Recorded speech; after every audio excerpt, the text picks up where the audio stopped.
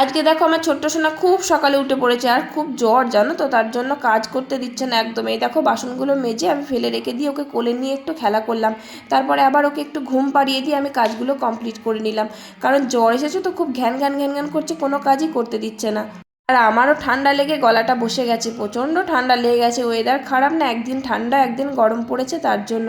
আর আজকে একটু কাজের তাড়াতাড়িও আছে, কারণ বড় ছেলের তো এখন স্কুল খুলে গেছে, তাই টিফিনটা বানাতে হবে। তো সব কাজকর্ম করে নিয়ে একদম বাসি কাপড়টা বদলে নিয়ে ছোট্ট সোনার দুধটাকে ফুটিয়ে ওকে খাইয়ে দিলাম। তারপরে এই দেখো টিফিনের জন্য আলু ভাজা আর পরোটা বানিয়ে দিলাম।